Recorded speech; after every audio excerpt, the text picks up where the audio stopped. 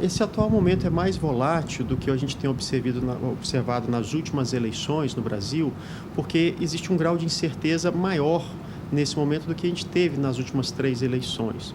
Então a gente tem candidatos que têm pouca parcela dos votos até o momento e de extremos em termos de pensamento de economia ou de o que pretende fazer como político ou como governo.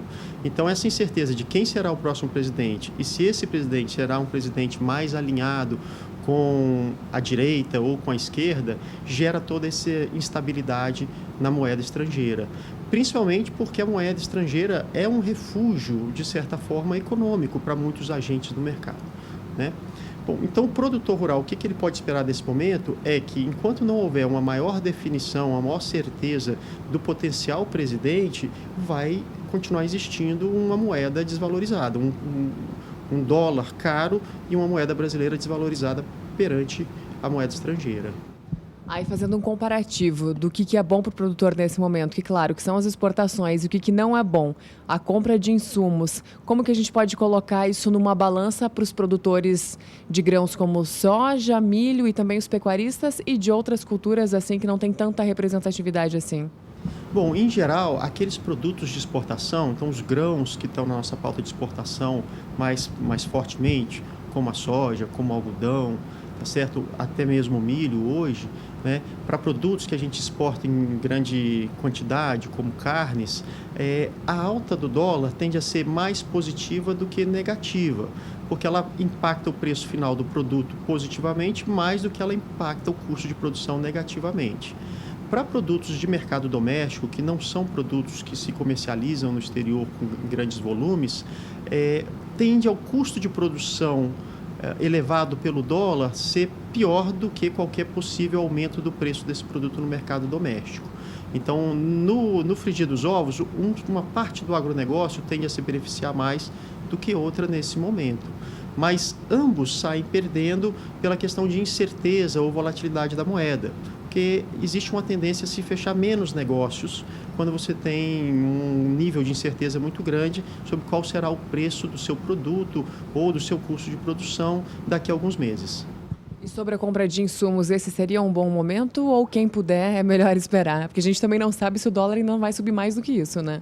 Olha, talvez essa seja a pergunta mais difícil de ser respondida por qualquer pessoa que trabalhe no setor ou que recomende ações no setor, porque a gente não tem a mínima ideia hoje se o dólar tende a subir mais ou se ele tende a cair nos próximos meses. Então, qualquer aposta do produtor hoje em comprar o seu insumo ou esperar para comprar no futuro tende a gerar o mesmo grau de incerteza. A gente não tem uma bola de cristal sobre qual vai ser o preço do dólar para daqui 15 dias ou daqui a um mês, então é difícil a gente fazer qualquer tipo de recomendação. O ideal é que o produtor que puder fazer compras parceladas dos seus insumos, que o faça, porque ele tende a mitigar o risco de estar pagando um preço mais caro no futuro, tá certo? Ou de ter perdido um preço mais barato comprando tudo no presente. Então, o ideal é parcelar, a não ser que você perca qualquer possibilidade de descontos quando faz o parcelamento da compra dos insumos.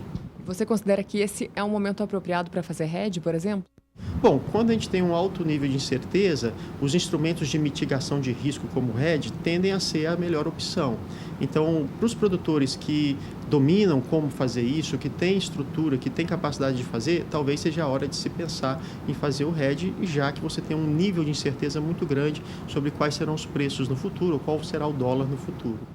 Ângelo, e claro que a gente tem um dólar caro agora, né, se aproximando cada vez mais dos R$ 5, com uma valorização forte no acumulado do ano, mas se a gente olhar para outros países semelhantes ao nosso, por exemplo, a situação da Argentina, ou Venezuela, ou Bolívia, é muito mais preocupante, né? Dá para dizer que na frente de muitos outros países emergentes, a gente ainda está com um saldo razoavelmente positivo, é isso? Bom, sempre tem a forma de você olhar o copo meio cheio ou meio vazio, né?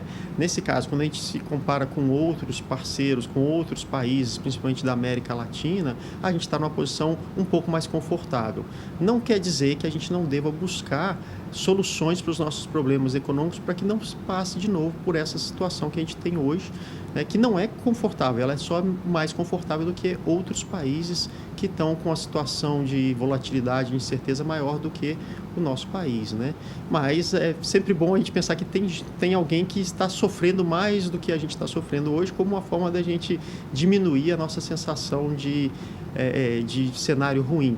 Mas, de fato, o Brasil tem muito que caminhar, muito que melhorar para evitar futuras volatilidades na sua moeda, como ele está passando hoje, né? E falando em buscar soluções em volatilidade, o Banco Central ele voltou a atuar na última semana justamente para conter essa volatilidade. Você considera que as atuações do Banco Central até esse momento elas têm sido eficientes ou ele deveria atuar de uma maneira mais agressiva ou deveria segurar, considerando que ainda falta mais de um mês para as eleições? E a volatilidade, então, ela deve seguir e o cenário ainda pode se modificar bastante. Bom, a atuação do Banco Central numa situação como essa, em que o dólar está saindo do patamar que seria aquele desejável pela economia, para o bom andamento da economia, é sempre muito bom como uma forma de sinalizar que o Banco Central está atento às variações de moeda no mercado, à volatilidade da moeda e das incertezas que isso traz, né? A capacidade do Banco Central de manter a taxa de câmbio num determinado patamar pela sua influência de compra e venda da moeda no mercado é menos importante do que digamos, a atitude de mostrar que ele está preocupado com o cenário, que ele está atuando no cenário. Isso traz mais calma, isso traz mais controle, isso traz menos adversidade para o ambiente econômico, tá certo? Então, a gente pode pensar que o Banco Central entrar na atuação de compra e venda de moeda estrangeira para tentar manter o dólar num patamar menos volátil é algo positivo para sinalizar para os agentes do mercado que o Banco Central não está deixando a economia correr solta e os contratos que foram feitos trazerem prejuízos e por aí vai. Por outro lado, a gente tem que pensar que o Brasil ainda tem um montante, um colchão de reservas internacionais muito alto. Então, tem bastante espaço para o Brasil, para o Banco Central entrar no mercado de câmbio, certo? Atuar no mercado de câmbio, porque ele tem bastantes reservas e reservas bastante confortáveis. Então, ele começar essa atuação o mais cedo possível é melhor nessa situação do que esperar chegar muito próximo do momento de uma volatilidade ainda maior e de uma insegurança dos agentes, pensando, olha, nossa, o Banco Central não está nem aí para o câmbio, não vai fazer nada, é melhor a gente se proteger mesmo, né? Então, eu acredito que a atuação do Banco Central de comprar ou vender dólares nessa situação é muito importante para trazer uma calma para o mercado.